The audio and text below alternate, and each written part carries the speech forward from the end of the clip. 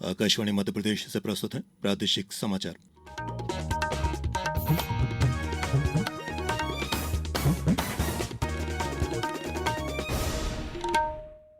नमस्कार, समाचारों के साथ मैं प्रशांत सेंगर। सबसे पहले इस बुलेटिन के मुख्य समाचार। मुख्यमंत्री डॉक्टर मोहन यादव आज पटना में आयोजित नीतीश कुमार के मुख्यमंत्री पद के शपथ ग्रहण समारोह में शामिल हुए। कूनो राष्ट्रीय उद्यान में मादा चीता मुखी ने 5 शावकों को दिया जन्म। प्रोजेक्ट चीता के लिए ऐतिहासिक उपलब्धि। नक्सली ऑपरेशन में वीरगति को प्राप्त हॉक फोर्स के निरीक्षक आशीष शर्मा की भावपूर्ण श्रद्धांजलि यात्रा बालाघाट में निकाली गई। और उत्तरी भारत में बर्फबारी का असर, प्रदेश में बरकरार, 6 जिलों में शीतलहर का अलर्ट जारी। और अब समाचार विस्तार से। राष्ट्रपति द्रौपदी मुर्मू ने छत्तीसगढ़ के अंबिकापुर में आज जनजातीय गौरव दिवस पर आयोजित कार्यक्रम को संबोधित करते हुए कहा कि आदिवासी संस्कृति हमारी विरासत तथा पहचान है और इसे संजोए रखना हमारा कर्तव्य है। मैं धन्यवाद देना चाहती हूँ छत्तीसगढ़ के आदिवासी भाई बहनों को। उनका परंपरा, उनका इतिहास, उनका संस्कृति को बनाए रखे हैं। मुझे लगता है ये संस्कृति जीवित रहना चाहिए। ये हम लोगों का पहचान है, ये हम लोगों का धरोहर है। इसीलिए उसको बनाए रखना, उसको जीवित रखना बहुत जरूरी है। राष्ट्रपति ने आदिवासी समुदाय के नेताओं के साथ साथ आदिवासी क्रांतिकारियों और स्वतंत्रता सेनानियों के परिजनों को भी सम्मानित किया। उन्होंने जनजातीय गौरव दिवस समारोह के हिस्से के रूप में आयोजित लोक नृत्य प्रतियोगिताओं के विजेताओं को भी सम्मानित किया। मुख्यमंत्री डॉक्टर मोहन यादव आज बिहार के पटना में आयोजित हुए नए एनडीए सरकार के शपथ ग्रहण समारोह में शामिल हुए। ये समारोह प्रधानमंत्री नरेंद्र मोदी की उपस्थिति में आयोजित हुआ। मुख्यमंत्री श्री यादव ने नीतीश कुमार द्वारा बिहार के मुख्यमंत्री, सम्राट चौधरी और विजय कुमार सिन्हा द्वारा उप मुख्यमंत्री तथा अन्य सदस्यों द्वारा मंत्री के रूप में शपथ लेने पर उन्हें हार्दिक बधाई और शुभकामनाएं दी हैं। राज्यपाल मंगूभाई पटेल ने आज राजभवन में बरकतुल्लाह विश्वविद्यालय भोपाल के डिजिटल डिग्री वेरिफिकेशन पोर्टल का 1 क्लिक से शुभारंभ किया। राज्यपाल पटेल ने इस पहल को उच्च शिक्षा की बेहतरी और विद्यार्थी हित के लिए सार्थक पहल बताया। उन्होंने कहा कि पोर्टल के जरिए शैक्षणिक गतिविधियों में तकनीकी नवाचार से विद्यार्थियों को डिग्री वेरिफिकेशन की जटिल प्रक्रिया से राहत मिलेगी। साथ ही रोजगार और प्लेसमेंट जैसी जरूरी प्रक्रियाएं सुरक्षित रूप में, सरलता और शीघ्रता के साथ पूरी हो सकेंगी। मुख्यमंत्री डॉक्टर मोहन यादव ने प्रदेश के कूनो राष्ट्रीय उद्यान में जन्मी मादा चीता मुखी द्वारा 5 शावकों को जन्म देने पर प्रसन्नता व्यक्त कर बधाई दी है। मुख्यमंत्री ने बताया कि मां और सभी शावक स्वस्थ हैं और सिर्फ 33 माह की मुखी शावकों को जन्म देने वाली भारत में जन्मी पहली मादा चीता बनकर प्रोजेक्ट चीता के लिए एक ऐतिहासिक उपलब्धि बन गई है।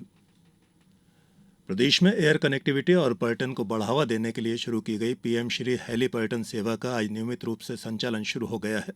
इसके साथ ही मध्य प्रदेश अंतर्राज्यीय टूरिज्म हेलीकॉप्टर सेवा शुरू करने वाला देश का पहला राज्य बन गया है। प्रस्तुत है एक रिपोर्ट। मध्य प्रदेश पर्यटन को नई उड़ान देने वाली पीएम श्री हेली पर्यटन सेवा आज से नियमित रूप से प्रारंभ हो गई है। इंदौर, उज्जैन, ओंकारेश्वर मार्ग के जुड़ने से श्रद्धालुओं के लिए दोनों ज्योतिर्लिंगों के दर्शन एक ही दिन में आसानी से हो सकेंगे। इधर भोपाल से मढ़ई और पचमढ़ी तक की उड़ानें इको टूरिज्म को गति देंगी, जबकि जबलपुर से Kanha, Bandhavgarh, Maihar, Chitrakoot route wildlife tourism को नए आयाम प्रदान करेंगे। समाचारों में अब वक्त हो चला है एक छोटे से अंतराल का। ये समाचार आप आकाशवाणी मध्य प्रदेश से सुन रहे हैं। ये समाचार बुलेटिन YouTube पर Madhya Pradesh news all India radio channel पर और फेसबुक के साथ ही एक्स प्लेटफॉर्म पर AIR न्यूज भोपाल पेज पर सुने जा सकते हैं। इसके अलावा आप हमारी वेबसाइट newsonair.gov.in पर या न्यूज ऑन AIR ऐप पर भी समाचार सुन सकते हैं। अंतराल के बाद एक बार फिर आप सभी का प्रादेशिक समाचारों में स्वागत है।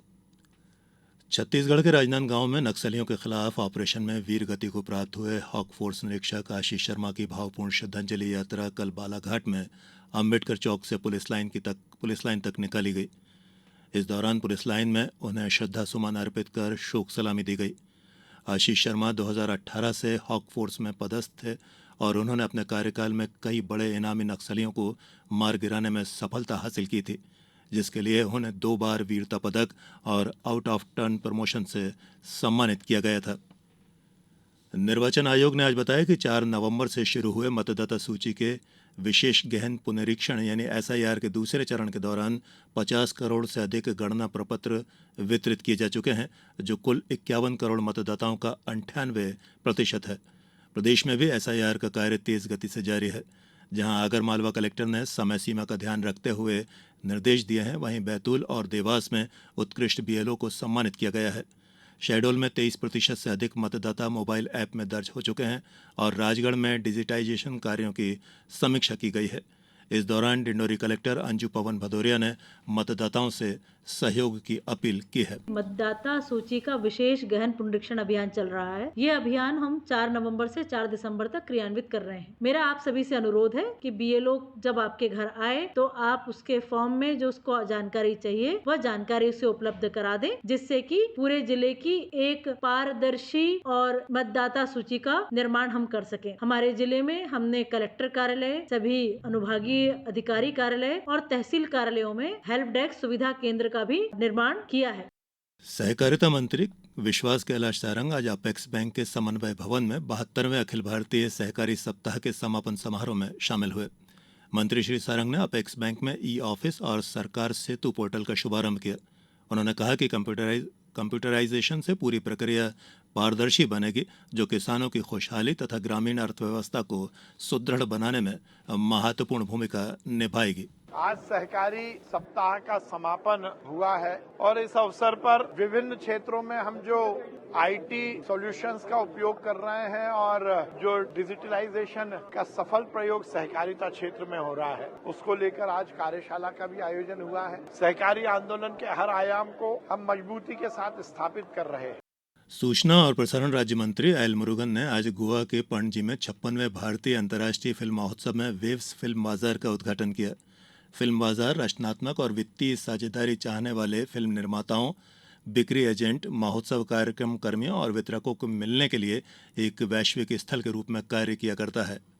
इस दौरान डॉक्टर मुरुगन ने कहा कि वेव्स फिल्म बाजार रचनाकारों और दुनिया के बीच एक सेतु का काम करेगा।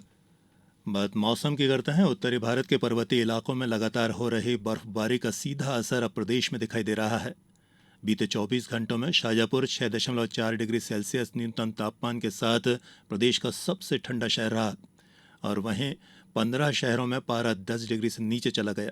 मौसम विभाग ने गुरुवार को राजधानी भोपाल, इंदौर, देवास और सीहोर सहित प्रदेश के 6 जिलों में शीतलहर चलने की चेतावनी जारी की है। और अब इस बुलेटिन के कुछ समाचार संक्षेप में। बैतूल में आज सांस अभियान के सफल क्रियान्वयन के लिए एएनएम प्रशिक्षण केंद्र टिकारी में जिला स्तरीय उन्मुखीकरण कार्यक्रम का आयोजन किया गया। सरदार वल्लभ भाई पटेल की 150वीं जयंती के उपलक्ष्य में अशोकनगर जिले में यूनिटी मार्च का आयोजन किया जाएगा। और शहडोल जिले में रासायनिक खाद और कीटनाशकों के प्रयोग से मिट्टी की उर्वरा शक्ति कम हो रही है। मृदा परीक्षण प्रयोगशाला में अब तक 8,805 से अधिक मिट्टी के नमूनों की जांच की जा चुकी है। और अंत में इस बुलेटिन के मुख्य समाचार एक बार फिर। मुख्यमंत्री डॉक्टर मोहन यादव आज पटना में आयोजित नीतीश कुमार के मुख्यमंत्री पद के शपथ ग्रहण समारोह में शामिल हुए। कूनो राष्ट्रीय उद्यान में मादा चीता मुखी ने 5 शावकों को दिया जन्म। प्रोजेक्ट चीता के लिए ऐतिहासिक उपलब्धि। नक्सली ऑपरेशन में वीर गति को प्राप्त हॉक फोर्स निरीक्षक आशीष शर्मा की भावपूर्ण श्रद्धांजलि यात्रा बालाघाट में निकाली गई। और उत्तरी भारत में बर्फबारी का असर प्रदेश में बरकरार। 6 जिलों में शीतलहर का अलर्ट जारी।